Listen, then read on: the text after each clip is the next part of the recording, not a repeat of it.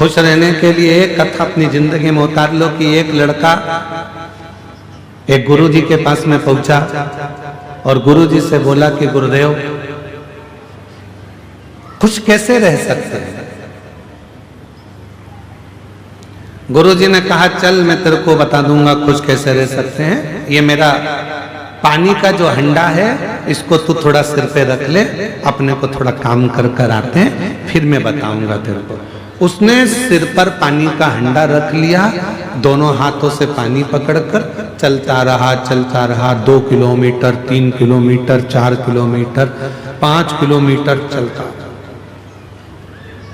अब उसके हाथ भी दुखे सिर भी दुखे, चलते जा कुछ कैसे 6 किलोमीटर चलने के बाद वो इतना थक गया, गुरुजी ने आखिरी में कहा बेटा अब तू इस पानी के मटके को नीचे रख दे।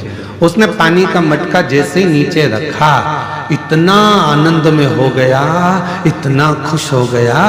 गुरुजी ने पूछा क्यों बेटा खुशी मिली? हाँ गुरुजी, जब तक सिर पे था इतना वजन लग रहा था, हाथ भी दुख रहे थे, सिर भी दुख रहा था, चलते भी नहीं बन रहा था, अब एकदम आनंद में हो गया।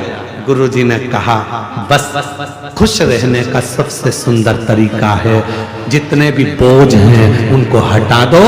किसी ने क्या कहा उधर जाने दो, किसने क्या बोल दिया उधर जाने दो, एकदम खाली रहो। और हम क्या करते हैं बोझ इकट्ठा करते हैं। मम्मी ने ये बोल दिया, पापा ने ये बोल दिया, काका जी ये बोल दिया, उसने ये बोल दिया, बहन ने ये बोल दिया, ना जाने किसका फोन आया था उसने मेरे को ऐसा कह दिया, उसने ऐसा मैसेज डाल दिया, उसने ऐसा कमेंट कर दिया। दिन भर बोझ बोझ बोझ बोझ बोझ बोझ और इतना बोझ अपनी बुद्धि में इकट्ठा कर लिया कि हम खुशी से जिंदगी नहीं जी पा रहे। अगर सुख चाहिए तो बोझ हल्का करना प्रारंभ कर दो, सुख की जिंदगी प्रारंभ हो जाए। तीसरे प्रश्न का उत्तर है भार लेकर मत जियो। जिसने 18 प्रश्न लिखे हैं 7 दिन में हमको उसका इंतजार है। जिसने 18 प्रश्न लिख के भेजे हैं अगर वो 7 दिन में अगर आ जाए तो मिलने व्यासपीठ पर जरूर आना, उसको मेरे को माला पहनाना है। जोरदार प्रश्न आ जाओ।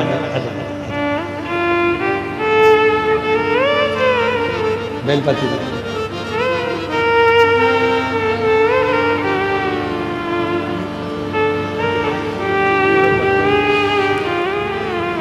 आप ही नीतू चौहान, नीतू चौहान जी इन्हीं के भाई का जॉब लगा है। एक बार जोरदार ताली बजाकर स्वागत करें।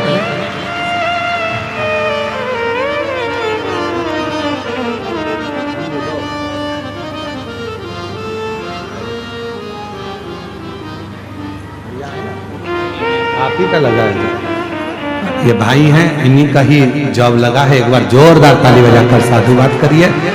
विश्वास नहीं था भोलेनाथ पर अब रोज मंदिर जाते हैं, रोज एक लोटा जल चढ़ाते हैं, इतना भरोसा बाबा पर कर लिया है। ये शिष्य कह रहे हैं अब तो हम सीहोर भी नहीं छोड़ते हैं। बाबा की जब भी पुकार होती है कांवड़ यात्रा भरने के लिए बाबा के यहाँ पहुंच जाते हैं और बाबा कृपा करता है। ये उस पर भरोसा। खुश कैसे रहे? तीसरा प्रश्न था। बस खुश रहने का सबसे सुंदर तरीका है अपने भार को हल्का करो। भार को। मोबाइल किस किस के पास है? दिखाना नहीं, रख लो, बस हाथ उठा लो। कौन सी कंपनी का है उससे भी मतलब नहीं है,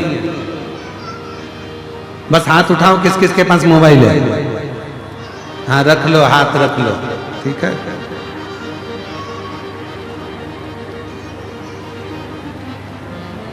फोटो आते हैं मोबाइल में, वीडियो आते हैं मोबाइल में। ज्यादा ग्रुपों में जुड़ जाओगे ज्यादा फोटो ज्यादा वीडियो आना चालू हो जाएंगे। आता जाएगा आता जाएगा आता जाएगा आता जाएगा आता जाएगा आता जाएगा।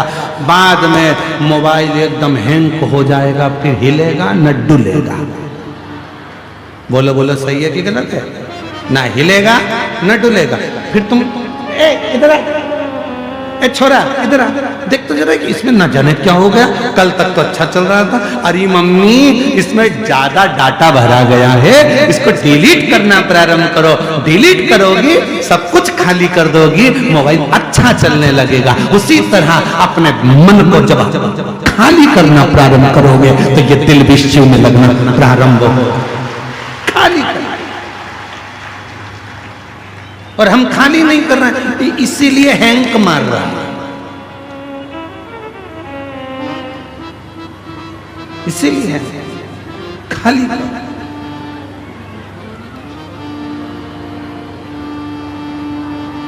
काम काम की चीज रखो जो तुम्हारे काम की है, बाकी का क्या रखा। कचरा इकट्ठा मत करो। इसने निंदा कर दी, उसने बुराई कर दी, इसने अपशब्द कह दिया, उसने ताना दे दिया, उसने आड़ा टेढ़ा कह दिया, उसने ये बोल दिया, उसने वो। दुख किसको नहीं है?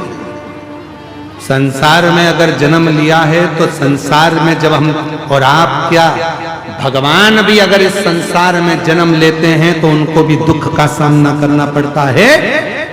कर्म का भोग सबको भोगना पड़ता है। और हम पहले भी कहे, आज फिर कहते हैं, तुम्हारे घर के माता पिता से नहीं डरना, मत डरो। गुरु से नहीं डरना, मत डरो। संतों से नहीं डरना, मत डरो।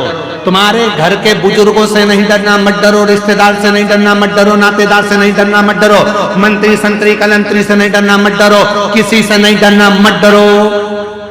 परमात्मा से भी नहीं डरना, मत डरो। गुरुओं से नहीं डरना, मत डरो। धर्मशास्त्र से नहीं डरना, मत डरो। पर इतना याद रखना, अपने कर्म से जरूर डरना, क्योंकि कर्म का भुगतान तो भगवान को भी भोगना पड़ता है। कर्म का भोग तो परमात्मा को भी भोगना पड़ता है, उनको भी भोगना।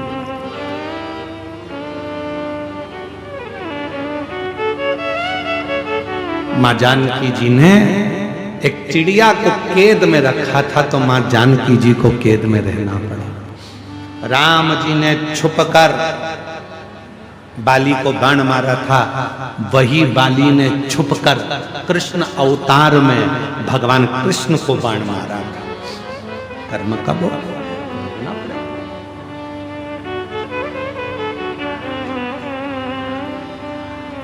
मत बुरे कर्म कर बंदे, वरना पछताएगा।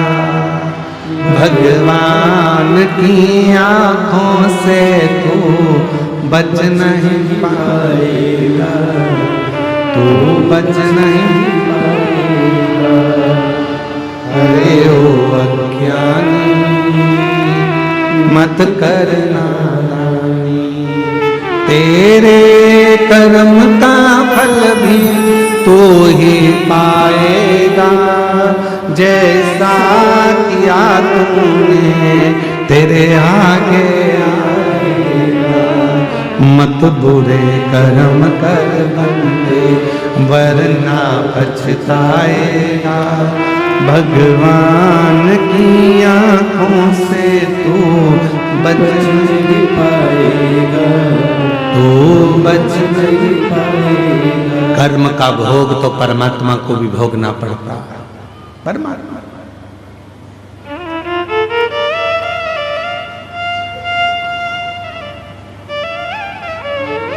किसने नहीं भोगा? किसने?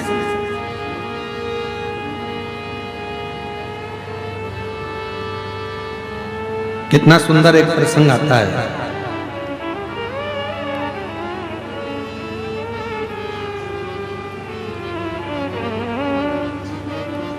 एक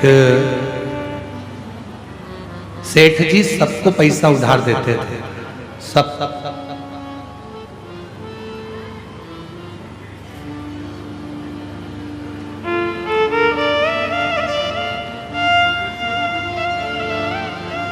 सेठ जी सबको पैसा उधार देते थे, सबको।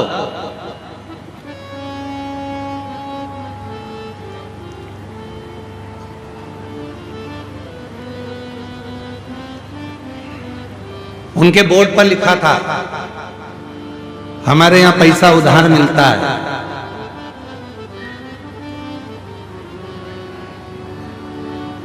जीते जी दे देना, नहीं तो मरने के बाद दे देना। बोर्ड पे लिखा था। और गिदम में भी कोई हो ऐसा तो जरूर बता देना। एक सेठ जी के दरवाजे पर लिखा था, हमारे यहाँ पैसा उधार मिलता है, जीते जी दे दो, नहीं तो मरने के बाद दे देना। 2-3 चोरों ने विचार करा कि यार सेठ जी के पास बहुत पैसा है, बहुत पैसा, एक काम करते हैं कि ये सबको उधार देता है, कौन उधार मांगे, एक काम करते हैं आज इसकी तिजोरी का पूरा माल निपटा जाता है, सब चुरा लेते हैं। जब इतना पैसा है और सबको उधार देता है तो सब चुरा लेते हैं, सारा के साथ। ठीक है।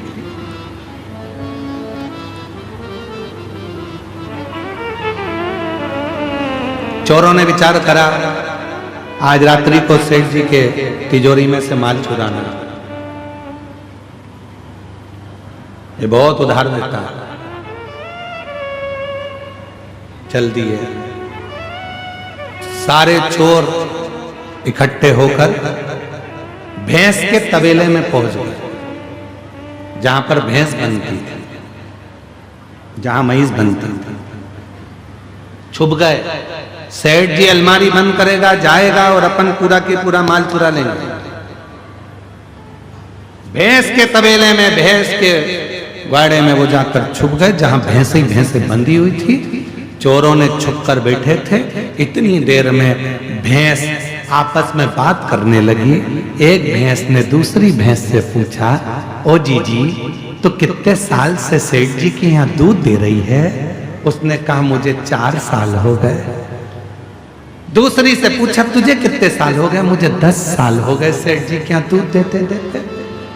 तीसरी ने पूछा, तुझे कितने साल हो गए? उसने कहा मुझे 12 साल हो गए सेठ जी के यहाँ दूध देते देते। सब आपस में बात कर रही थी। इतने में एक बूढ़ी भैंस के पास में पहुंची। एक भैंस उससे पूछा, तू कितने सालों से दूध दे रही है? कि मेरी पूरी जिंदगी यही दूध देते देते निकल गई।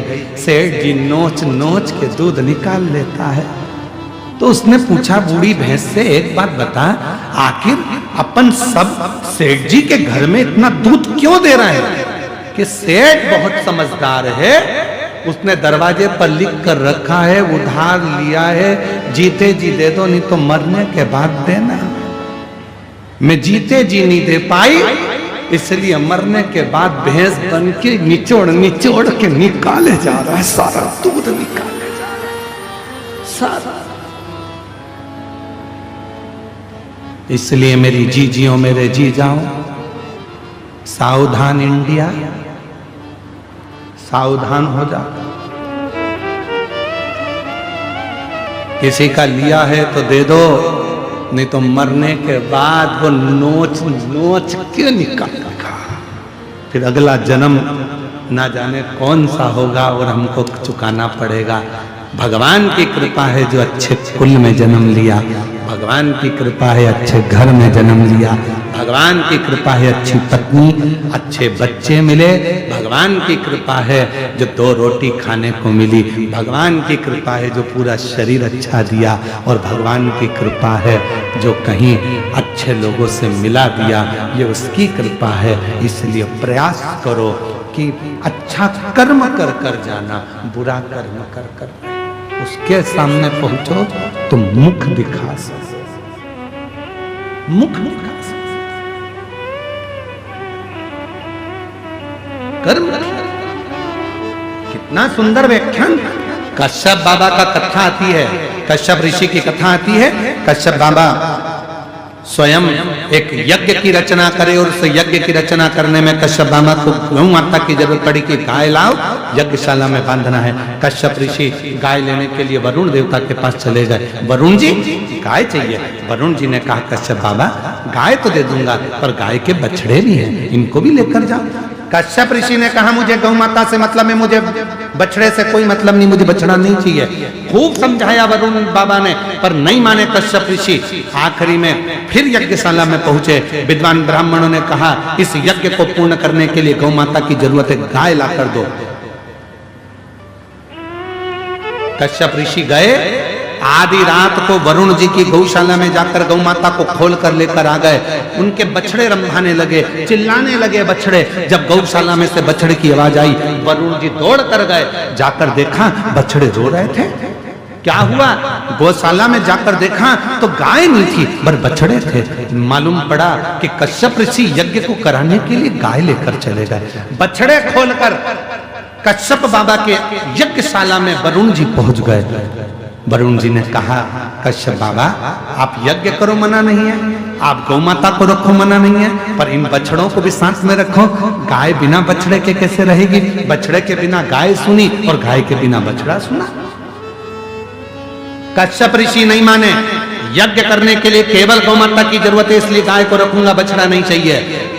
वरुण जी ने हाथ जोड़ लिए, आप या तो गाय वापस कर दो या फिर बछड़े रखो। पर कश्यप बाबा नहीं माने। आखिरी में वरुण जी जाते जाते कह दिया, सुनो कश्यप ऋषि, तुम ऋषि हो गए अपनी जगह के, संत हो गए अपनी जगह के, मैं वरुण आज श्राप देता हूं, तुम्हारा अगला जन्म वसुदेव के रूप में होगा।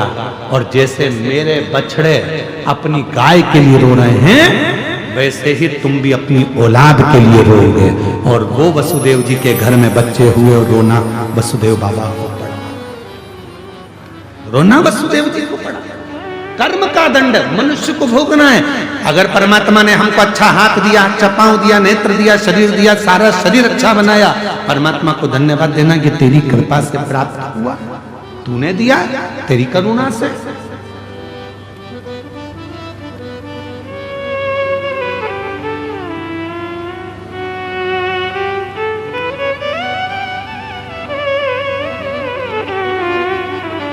कुछ अच्छा समय चले, कुछ अच्छा समय।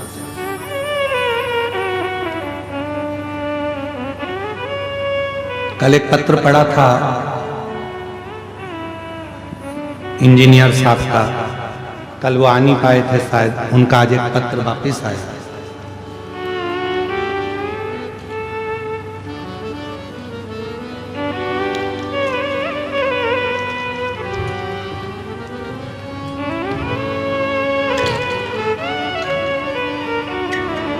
मेरा नाम जीवन लाल जी गोयल है। गुरुदेव, मैं क्षमा चाहता हूँ, कल आपने पत्र पढ़ा और मैं पहुंच नहीं पाया था क्योंकि मैं कार्य में लगा हुआ था। कहीं बैठे हैं? जीवन लाल जी गोयल आप ही हैं? ऐसा हाथ हिला दीजिए, आ जाइए, बेलपत्र लेकर जाइए। गुरुदेव, सरकारी नौकरी नहीं थी, किसी के कहने पर पहली कावड़ यात्रा करने के लिए सीहोर गया था। सावन के महीने की कावड़ करी, वापिस आ गया। बाबा की कृपा से ऐसी करुणा बाबा ने कर दी कि मेरी गरियाबाद छत्तीसगढ़ का हूं और बाबा की कृपा से आज मैं सिविल इंजीनियर के पद पर दंतेवाड़ा में पदस्थ हो गया हूं। मैं बाबा को धन्यवाद देने के लिए, ये शिव की उदारता और बाबा की ही कृपा से शिव ने साथ रखा। हर वर्ष कावड़ यात्रा में सीहोर जाता हूं और कावड़ भरकर आता हूं। जितनी बार कावड़ भरकर आता हूं, मेरा बाबा कुछ ना कुछ मुझे जरूर देता है, ये मैंने देखा। ये शिव तत्व है, ये शंकर की कथा। आप उस पर आश्रित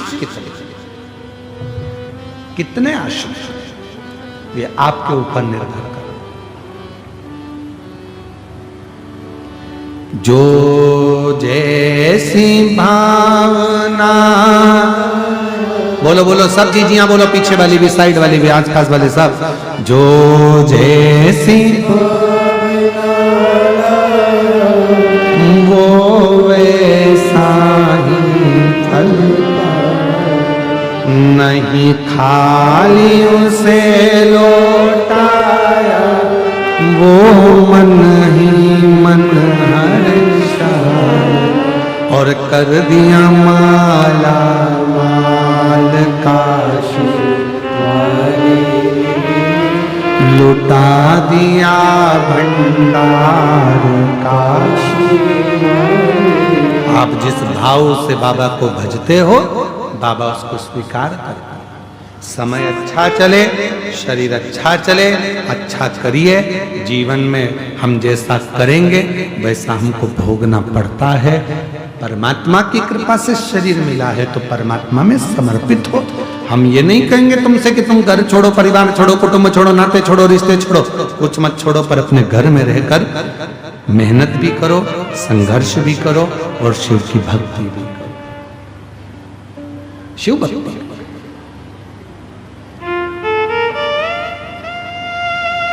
ज्यादा बोझा अपने सिर पर रखकर मत चलो। कितना बोझ था मां सती के सिर पर, कितना बोझ। कथा में जरा सा स्मरण करिएगा कि मां सती की सिर पर कितना बोझ था।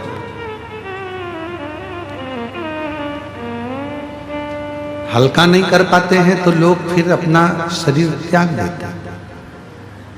कभी आपने विचार करा कि भगवान देवाधिदेव महादेव की धर्म पत्नी माता सती, दक्ष प्रजापति की बेटी मां सती,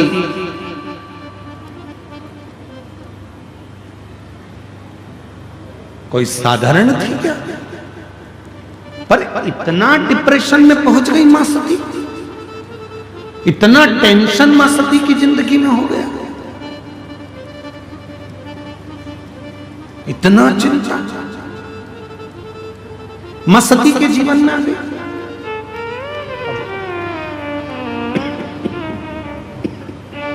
आइए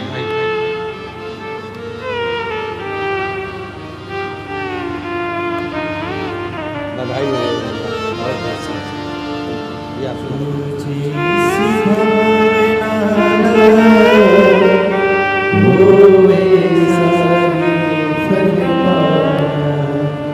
नहीं खाली उसे,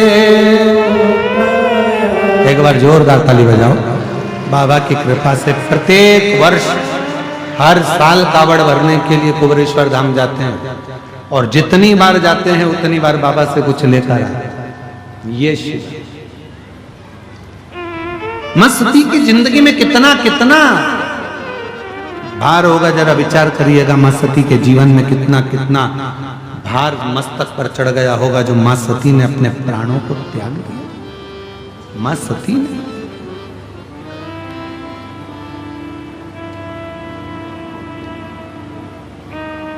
विचार करिए।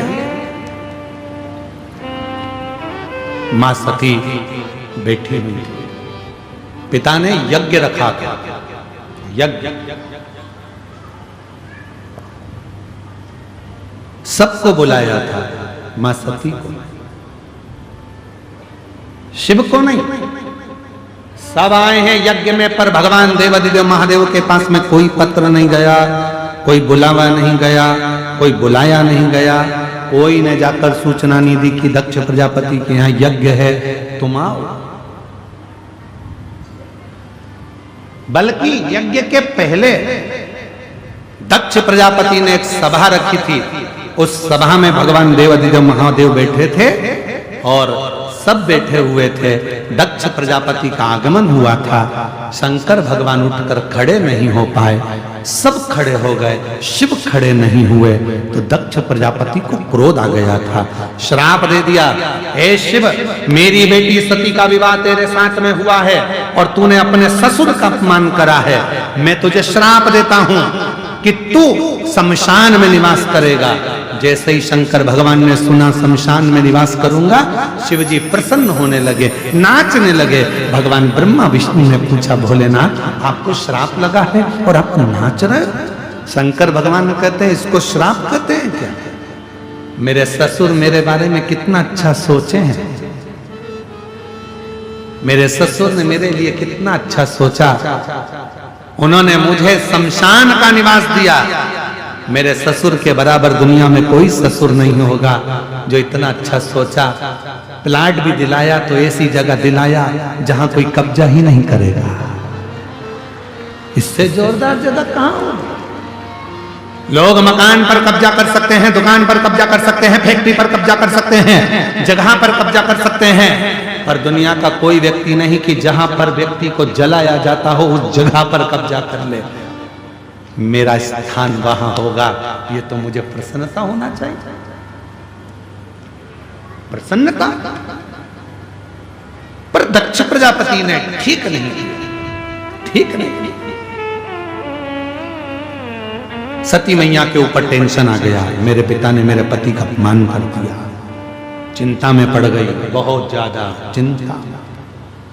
कितनी चिंता होती है जब घर में शादी होती है और शादी के समय पर जीजी को तो खूब पूछो, बहन जी बहन जी बहन जी, और जीजा जी को फूफा जी को मत पूछो। तो वो सत्यनारायण भगवान की पंजेरी का प्रसाद खा के फूफाई करते रहते।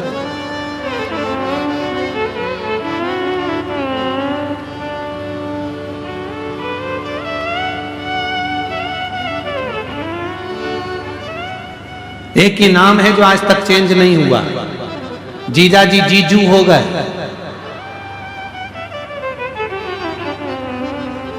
मामा मामू हो गए, चाचा चाचू हो गए। केवल एक ही है, वो आज तक चेंज नहीं हुआ, फूफा। इनको किसी ने फूफू नहीं किया, बस एक ही चेंज नहीं हुई, बाकी के सब चेंज हो गए। वो चेंज ही नहीं होती।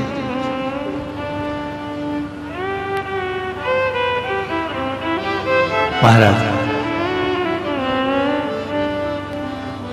शिव कथा कर रही है, भगवान शंकर का चरित्र कर रहा है, शिव पुराण कर रही है। सती मैया को थोड़ा भार बढ़ने लगा, मेरे पति का अपमान हो गया, मेरे पति को अपशब्द कहा गया, मेरे पति को ताना दिया गया, मेरे पति को आड़ा टेढ़ा कहा गया, मेरे पति को अपशब्द कहा गया।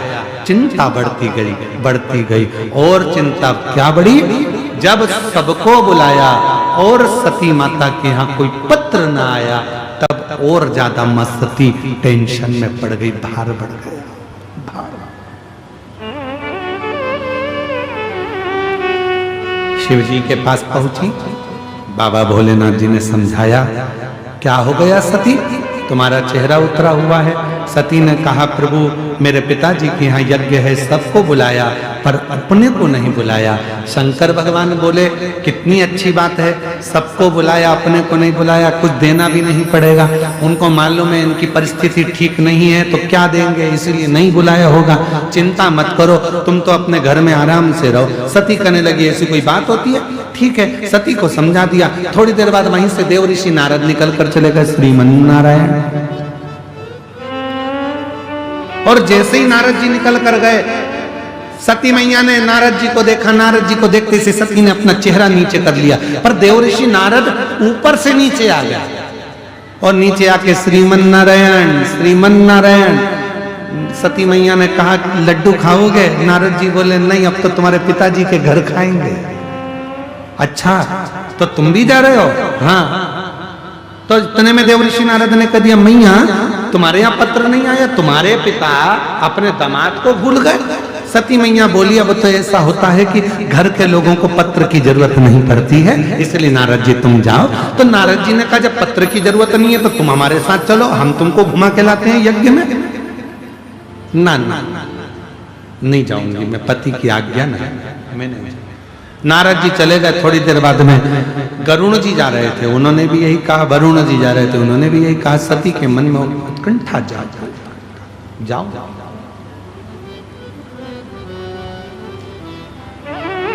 समझा रहे हैं शिव।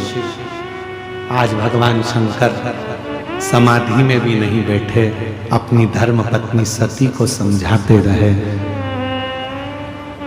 देखकर ललायित मत, ललायित मेरी जीजियों, दीपावली पर किसी के घर में भी मिलने जाओ, पर उसके घर के पर्दे से और उसके घर के जेवर से मतलब मत रखो। दूसरे के यहाँ मिलने जाते हो दिवाली पर, उसके घर की पेंटिंग और उसके घर के पर्दे देख कर आती और घर में आके प्राण खाती हो। अपन को वैसे ही लाना है, वैसी चूड़ी बनवाना है, वैसी मंगलसूत्र बनवाना है, वैसी मंगलसूत्र लाना है, वैसी पायजेब लाना है, वैसी तगड़ी लाना है। दिन रात दिन रात दिन रात दिन रात कलेश। और आखिरी में पति दिला भी देता है, जब एक दिन ऐसा आता है करवा चौथ का, इधर होती है करवा चौथ की नहीं होती है? अरे जम के तो बोलो, होती है। एक दिन ऐसा आता है करवा चौथ का कि पति बेचारा अब जिद कर रही है तो दिला भी देता है, ना जाने कहां कहां से कर्जा वर्जा कर कर गले में एक छोटा सा पेंडिल दिला देता है।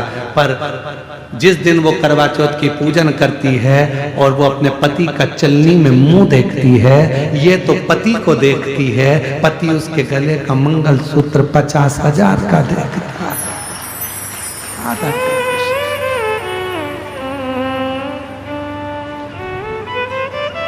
ये चंद्रमा को धन्यवाद देती है, पति भी चंद्रमा को धन्यवाद देता है, वारे चंद्रदेव बड़ी कृपा करी, 50,000 का पेंडिल एक दिन में दिलवा दिया है, बड़ी कृपा, बड़ी कृपा। पर कुछ भी हो, ये करवा चौथ के दिन जब सिर पे पल्लू लेके फिर पांव पड़ती है, तब पति चंद्रमा को देखकर कहता है इसको परमानेंट ऐसी क्यों नहीं कर देता है। जैसे आज ये पांव पड़ रही है, ऐसी ही तो इसको परमानेंट कर दे कि ये रोज मेरे कम से कम एक बार तो पांव पड़े। और पढ़ना चाहिए। देखो, घर के बुजुर्गों के पांव और पति के पांव जरूर पढ़ना चाहिए। आप में से कितनी माताएं जो अपने पति के रोज पांव पड़ती है, जरा हाथ उठाओ। अरे झूठ मूठ की उठा लो। 1 2 3 4 5 6 7 8 8:30 8:30 इसलिए उठाया था, गिरा दिया, मैं समझ गया। 30 त्योहार पे पड़ती होगी, करवा चौथ, दीपावली, बस इस समय पर। अच्छा जाने दो, अब तुम नहीं पढ़ती तो जाने दो। अब तुम में से वो उठा लो, तुम नहीं पढ़ती हो तो वो पढ़ लेता। कभी कभी वो भी तुम्हारे पाँव पढ़ लेता है। जब तुम गुस्से में होती हो, झगड़ा करती हो, तो वो कह देता है तेरे हाथ जोड़ो, चुप हो जा, चुप हो जा। कभी कभी वो भी कह देता है कि तू चुप हो जा, तेरे पाँव पढ़ रहा हूं, तू चुप हो। क्यों मेरी माँ से झगड़ा कर रही है, क्यों अब शब्द बोल रही है, तेरे पाँव पढ़ता हूं, चुप हो जा। तो कभी कभी वो भी पढ़ लेता है, उसमें कोई दिक्कत वाला विषय नहीं है। पर पढ़ना चाहिए, रोज चरण रोज पढ़ो भगवान, अपने परमात्मा के, पति के और पिता को, माता पिता को, बुजुर्गों को नमन करना चाहिए। दीन बंधु दयालु दया कीजिए। कल से जो अपने पति को प्रणाम नहीं करे उसको उठा लीजिए, प्रणाम करो। रोज प्रणाम करने में जाता क्या तुम्हारा? बोलो तो कर, हाँ ना। अच्छा मत बोलो, मुंडी हिला के बता दो तुम तो।